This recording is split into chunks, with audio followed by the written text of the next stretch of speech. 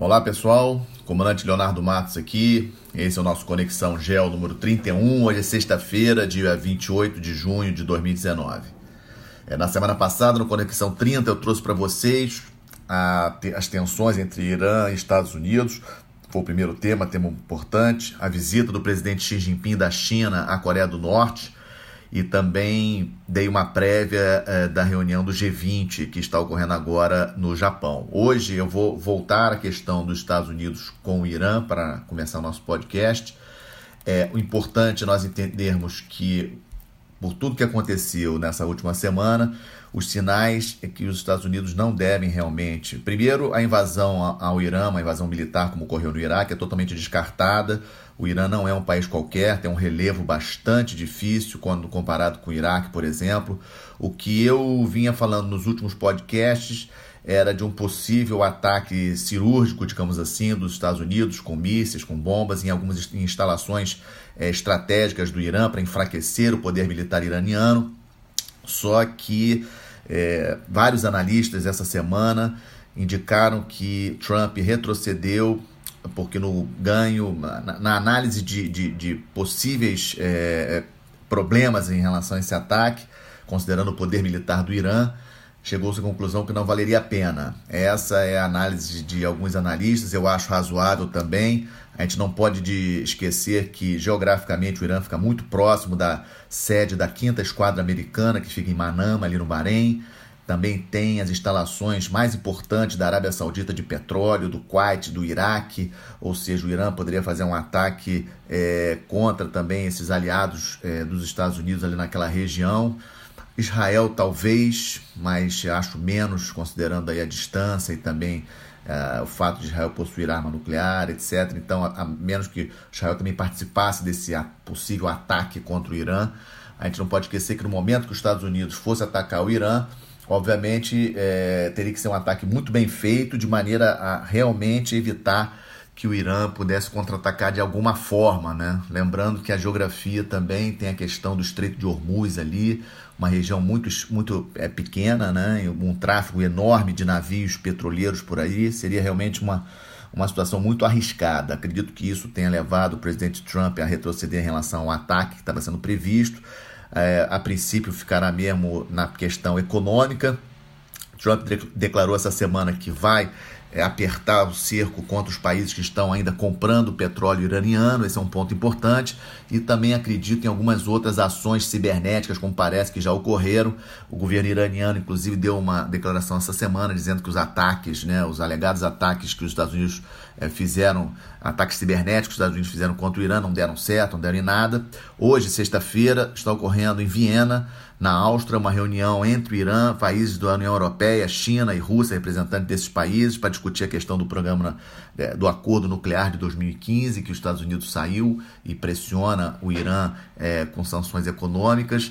O Irã deu um prazo até 7 de julho para esses países que fazem parte também do acordo, Europa, China e Rússia, a chegarem a uma solução do problema, porque o Irã está realmente ficando, digamos assim, estrangulado financeiramente com essas restrições para a venda de petróleo. Esse é um ponto importante.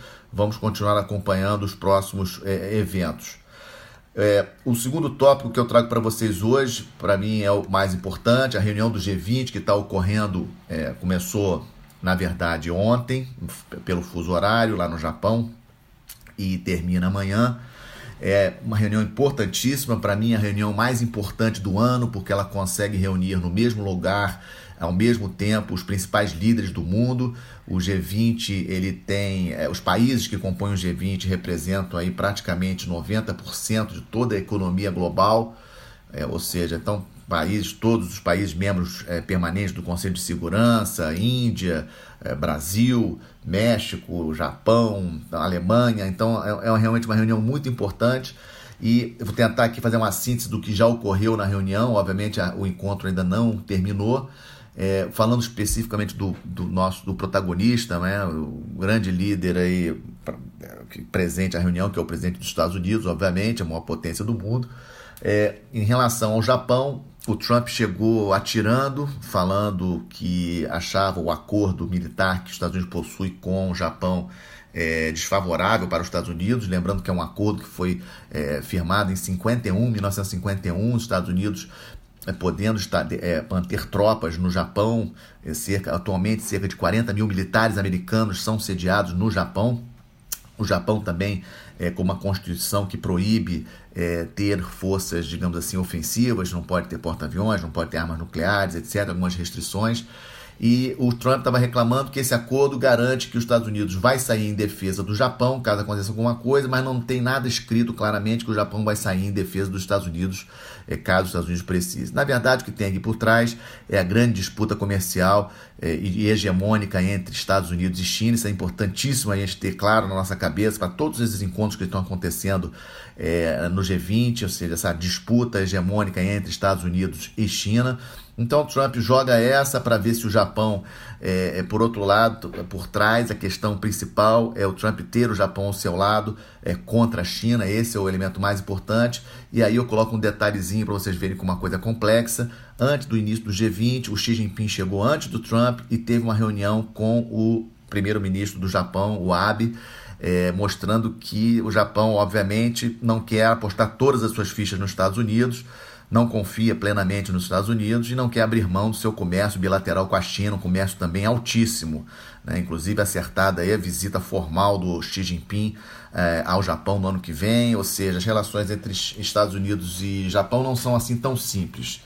Um outro encontro, Trump com a Merkel da Alemanha, mais uma vez, um encontro bastante desagradável. O Trump demorou para chegar para o encontro, se atrasou, e o Trump também antes desse encontro, quando chegou ao Japão, voltou a bombardear os países da OTAN que não contribuem com 2% do seu produto interno bruto para a defesa. Isso aí é um acordo. Aí nesse ponto até a gente tem que destacar que o Trump está correto. Existe um acordo que não é da época do Trump, é um acordo anterior, de que os países membros da OTAN deveriam ter gastos militares acima de 2% dos seus produtos internos brutos, e apenas 7 países dos 28 países membros da OTAN têm esse percentual, e a Alemanha, da chanceler Merkel, por exemplo, só gasta 1,4% do seu produto interno bruto com defesa, né? É a maior economia da Europa, e mesmo assim a Alemanha só gasta 1,4%. A gente também não pode esquecer que a Alemanha tem relações bastante próximas com a Rússia, o que obviamente os Estados Unidos não gostam muito. O Nord Stream 2, que é um oleoduto, está sendo construído diretamente pelo Mar Báltico, ligando a Rússia à Alemanha. Também é um outro ponto de discórdia na agenda entre Estados Unidos e Alemanha. Ou seja, foi bastante desagradável. A Merkel está bastante enfraquecida desde as últimas eleições parlamentares, em que seu partido teve um resultado ruim. Ela já anunciou que não vai concorrer à reeleição. Ou seja, é um encontro bastante desagradável. O outro encontro que o Trump já teve na reunião do G20 eram os encontros mais aguardados, mas nós não temos muitas informações, alguns detalhes dos bastidores desse encontro entre o presidente Trump e o Putin da Rússia, mas pelas imagens de vídeo dá para perceber que realmente o Trump e o Putin têm uma relação presidente com presidente, na minha opinião, uma relação estreita, diferente do que a diplomacia russa e a diplomacia americana, os militares russos e os militares americanos pensam, né? Isso é bastante interessante, também a gente vai refletir. Eu acho que existe uma diplomacia presidencial ali muito forte entre o Trump e o Putin. O Trump tentando tirar o Putin dessa aliança com a China. Vamos lembrar novamente aqui que a grande questão é essa disputa entre China e Estados Unidos. O Trump tem isso bem claro na cabeça dele e eu acho que nisso ele está correto. E essa aliança entre o Putin e o Xi Jinping, ou seja, entre Rússia e China, a Rússia fornecendo muito petróleo e gás para a China, importante. O Trump tenta bombardear essa relação de toda forma e tendo aparentemente boas relações com o Putin, né? E vamos lembrar que em novembro, na última reunião do G20 que aconteceu na Argentina, eles iam se encontrar, não se encontraram porque a Rússia tinha apresado aqueles militares e os navios ucranianos, né? Naquela questão do Estreito de Kerch. E o Trump aí forçado, digamos assim, acredito eu, pressionado pelos seus diplomatas e pelos seus militares, acabou cancelando o encontro com Putin, mas ali tem uma relação muito interessante, uma relação bastante estreita entre os dois. Outro detalhe rápido, dos encontros que ainda não aconteceram do Trump, eu destaco o mais importante, sem sombra de dúvidas, o encontro que vai acontecer no sábado, lá no Japão, ou seja, hoje à noite, aqui no Brasil, nessa sexta-feira à noite, entre o presidente Trump e o Xi Jinping. Sem sombra de dúvida, acho que o acordo essa reunião é tão importante que ela deveria ser transmitida ao vivo para o mundo todo. Nós estamos falando aí das duas maiores potências do planeta, 40% do PIB, China e Estados Unidos. Super importante, estão nessa guerra comercial, essa disputa entre os dois países. É uma reunião importante e é a mais aguardada do Trump, né? Do Trump com Xi Jinping. Uma outra reunião importante que a gente também não deve descartar é do Trump com o Modi, o primeiro-ministro da Índia. A Índia, o Modi está bastante fortalecido depois da sua reeleição agora em maio, uma reeleição bastante forte, com um apoio popular bastante alto. A Índia não é um país qualquer, é um país nuclear, já é o terceiro maior importador de petróleo do mundo, um país que vem crescendo também economicamente, segunda maior população mundial, já quase ultrapassando a China, com previsão de ultrapassar aí nos anos 2020. Então, esse encontro do Modi com o Trump é importante, até porque andaram se estranhando com relação a tarifas, né? E aqui tem um detalhe muito interessante.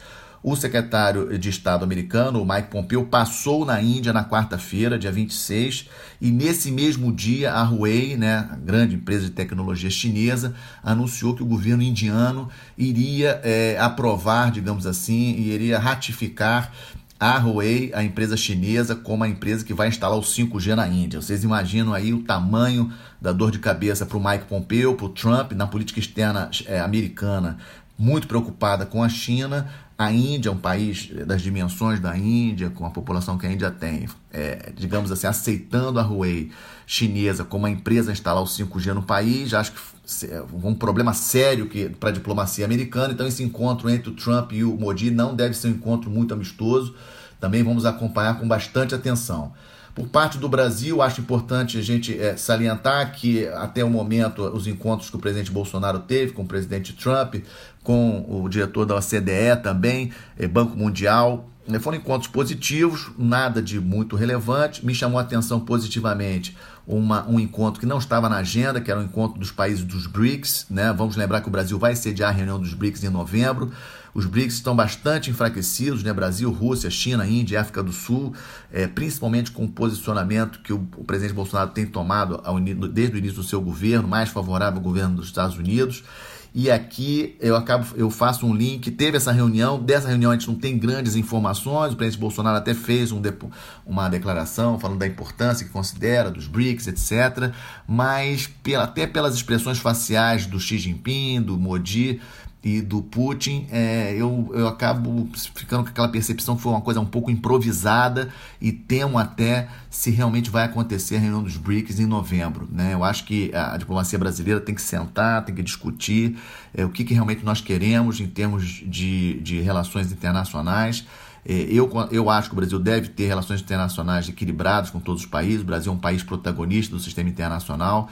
Nós não estamos mais na época da Guerra Fria, que a gente tem que optar por um lado ou por outro, mas eu achei essa reunião improvisada dos BRICS assim, bem improvisada, digamos assim, né? Nada de muito relevante. E aí um detalhe importantíssimo, logo depois dessa reunião dos BRICS, que não estava agendada, ocorreu uma que já estava agendada, que é a segunda reunião de presidentes do grupo trilateral entre Rússia, China e Índia. E isso é um pênalti, é um problemaço para os BRICS, porque o que passa é que China, Rússia e Índia entenderam. A primeira reunião aconteceu em novembro do ano passado, lá na Argentina, por ocasião do G20, e esses três países já entenderam que tem que, digamos assim, se unir contra o inimigo comum, os Estados Unidos, e tirando África do Sul e Brasil desse esquema, o que eu acho péssimo para a gente.